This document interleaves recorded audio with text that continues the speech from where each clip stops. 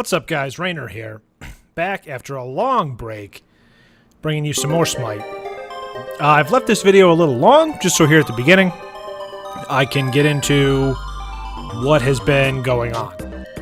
So the big issue that I've had is that my fraps that I've been using to record all of this just stopped working one day. One day, just out of the blue, it would get like a maximum 5 frames when I started recording. When I stopped recording, everything went back to normal. So I switched capture programs over to a different one, DxTory, which worked fine for like one video. The last one I did, and hasn't worked since, because it desyncs the audio in the video. That's what's occurring in this one, which is why I took the audio out. The good news is that I fixed it. So, after this one, all Smite videos will be captured and recorded normally, and everything will be fine. So, what that leaves us here is God Guide for Chronos. So let's get into that. Chronos plays differently than most of the other mages in this game due to the fact that his abilities are primarily used for poke and minion clear.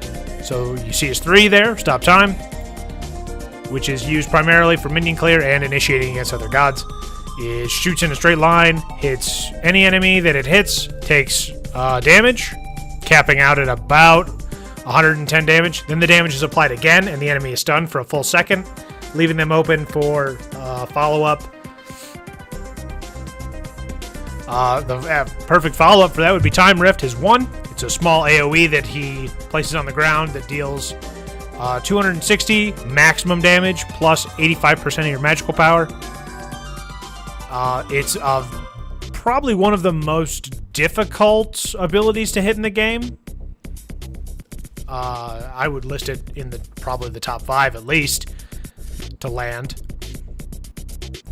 Then his passive, Wheel of Time, you see it there above his picture, is one of the most complex mechanics in Smite, I think. Especially for new players. You really have to take some time to get used to it, to know when it's appropriate.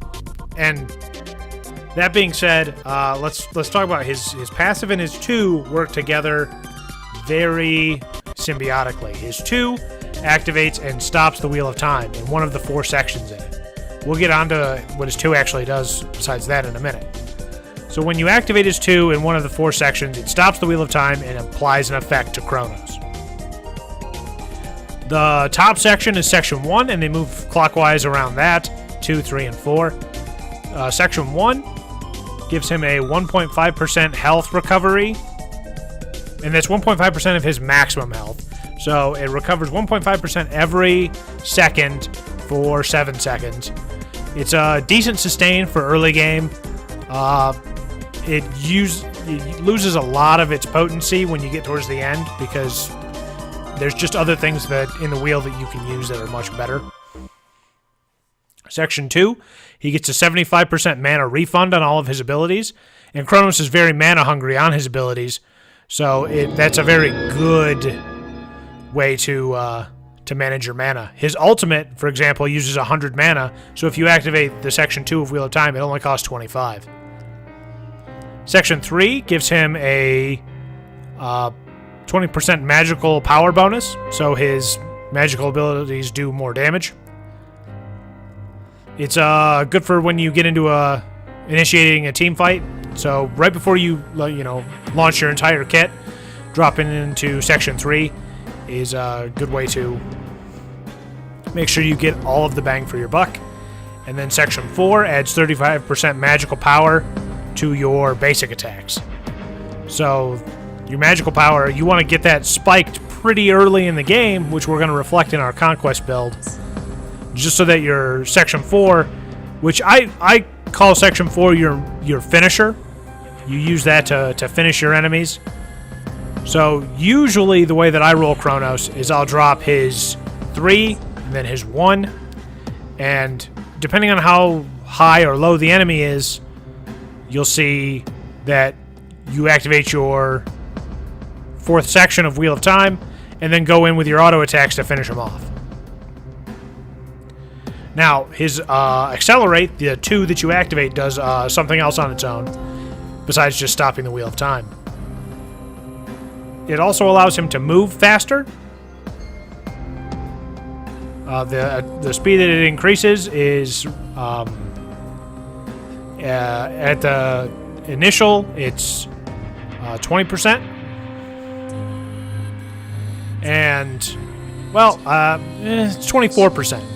And then every level that you add into it adds another 4% onto that, capping it at another 20%. So his movement speed at maximum is 40% more. Then his attack speed does the very same thing. It starts at 15% increase and caps out at 35% increase for 7 full seconds. So in the late game, when you've got all of your abilities maxed out, you can just rush the enemy with your 2 active, and they'll need to sprint to get away from you. It also works excellent for an escape, among other things.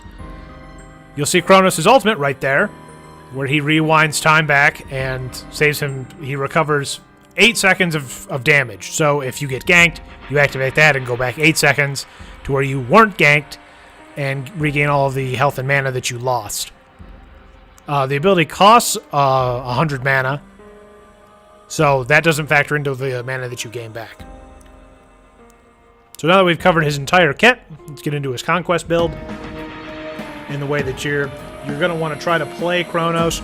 And this is for after you've gotten a couple of games under your belt. Do not just try to go launching directly into Chronos and try to do all of this at once. You're going to want to learn his ability set first before you get into any serious Conquest builds.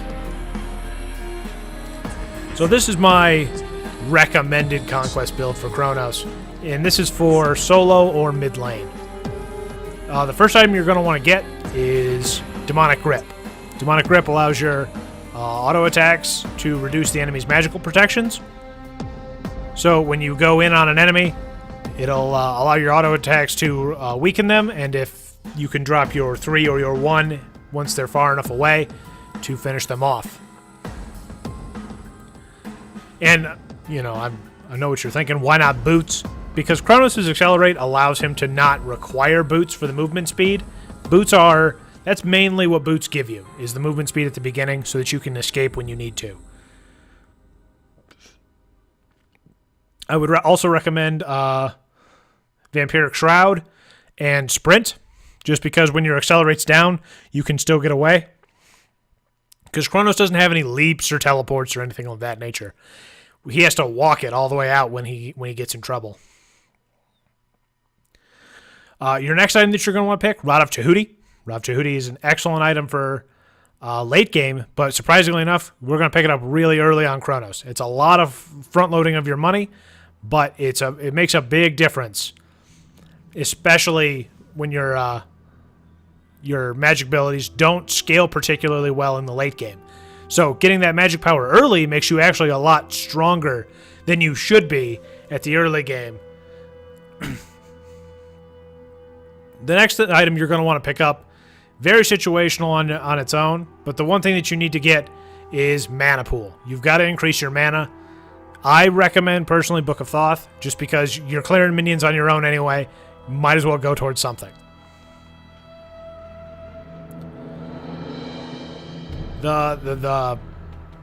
If you're dealing against a very heavy physical damage, you can also pick up Breastplate of Valor. It'll give you some cooldown time too. I don't think Chronos needs cooldowns, but that's just me personally. I feel like if you're spamming abilities with Chronos, you're just going to get underwhelmed by the amount of damage he does. He doesn't do an astronomical amount. He does really good damage, but it's not anything near what a ability spam mage will get you.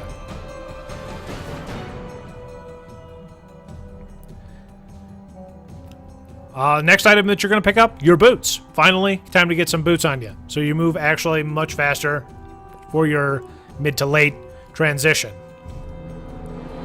So basically, it's kind of up to you. I mean, if you got to have cooldowns, go for the cooldown boots, but I prefer the penetration just because it's just the way the enemies are going to build. They're going to build so that you can't hurt them as much.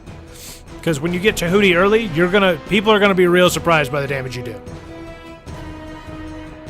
Next up, Polynomicon. It seems like a no-nonsense item to pick, just because you hit your accelerate, and then the very next attack that you throw does an enormous amount of damage. I mean, you're gonna be really surprised when you get Tahuti and then hit the Book of Thoth capped out, and then you have Poly, and then you hit that accelerate into that fourth quadrant. Just gonna blow your mind how much damage he'll throw. And then your final item, this is a very, very, very situational item. I don't really have a personal recommendation for you, but here's what I would say. Either go with Spear of the Magi, just because it reduces enemies' protections, or pick Obsidian Shard if they're building protection heavy. If they've got a couple of really tanky guys, throw that out there. So, let's talk about... Well, now that I've covered the entire kit, and I really can't tell what the video looks like right now because the playback is so janky. I'm just kind of recording this blind. Let's talk about Smite as a whole. So, I've been playing Smite since its beta launch, probably for close to a year to 18 months. Somewhere along those lines. I don't have an exact start or end date for you. Smite settled into its meta, which is one mid, one duo, one solo lane, and a jungler. I don't like the meta the way it is. I think it's a very overdone meta, just because League does the same thing, and it's just... I left League for the same reason. So... This kind of brings into question, why do I always play an arena? It's that reason right there. I don't like the meta of Smite. It's frustrating because when I record all of my videos, I solo queue. I always solo queue. I don't recommend solo queue for anyone. If you have friends you can play with, by God, play with them. Play with those people, because Smite is so much better in a group when you actually know what your friends are up to, what they're doing, how they're playing, how they tend to play. It works that much better. But I don't ever do any of that just because I focus on the game itself, what I'm going to say, how I'm going to build. It's not built into reflex for me at that point. Because I usually play... I've covered all of the gods I know how to play exceptionally well, that I can do by muscle memory alone. And I'm into characters that I don't know how to play. I like the number of games I have with Chronos, I mean, I can probably count on one hand. So it takes, like, from now on my videos, the Smite videos aren't going to be as frequent as they typically used to be. I might not do them once a week, but, I mean, I'll try to have some content for you for Saturday. But there's no guarantees one way or the other. So that leaves me on my next one. If you want to see somebody, if you want me to redo a guide, or you want me to do a particular character, leave in the comments. I read every one of them. I might not reply to all of them just because whenever I read them, I'm not in a position to reply, or I don't have anything to say on it. Like, if it's just, good video, man, thank you for that. I mean, I appreciate it, but there's nothing I can really follow that up with, unless I wanted to type thanks back. But, I mean, then we just kind of get into this back and forth. If you leave a comment that says, thanks, good job, or thanks for the video, great stuff, something like that, know that I read it and know that I appreciate it. So, if you have any requests for gods that you want to see, anything that... The one thing that I will throw as a limiter to what you want to see is if it's the brand new gods. Like right now, I think it's Gerdt, and then they're coming out with a new one fairly quickly here. I don't do those until they get them balanced. And their past couple have been kind of balanced. They've needed some tweaks. But it's just that I want to get them down to the point where the developer is comfortable at their state. That's what I'm going for. So if you have any requests at all, leave them in the comments. I'll get to them when I get to them. Know that I do have other things that I have to do, like fix fraps when it doesn't work. But anyway, beyond that, I would like to thank you guys for watching this video ahead of time, since I really have no idea when it's going to end or how this commentary is even going to fit into it, because I don't know what the final product even looks like yet. But thank you for watching. I'm going to fill the void of in-game music with some music from a website called overclockremix.com. Song data will be down in the description, as well as intro and outro were from Jimmy Six Strings. He will be playing at Law Arboretum in Michigan very, very soon here.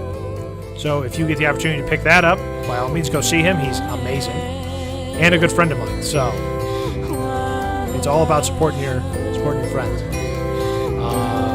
That's going to do it for me. I'm going to turn up the jams. I'll see you next time. This has been Rainer, out.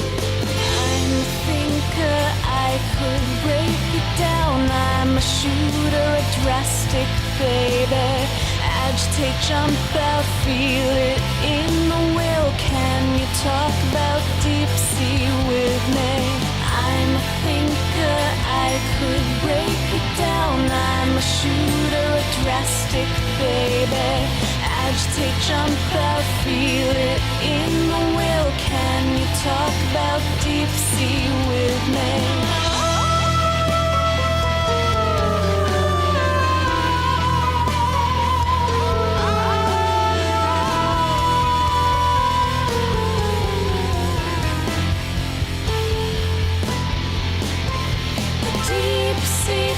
Loves you forever, all as you're thinking over. Out of space when someone waits there, sound of jet they played for out. The deep sea fish loves you forever, all as you're thinking over. Out of space when someone waits there, sound of jet they played for out.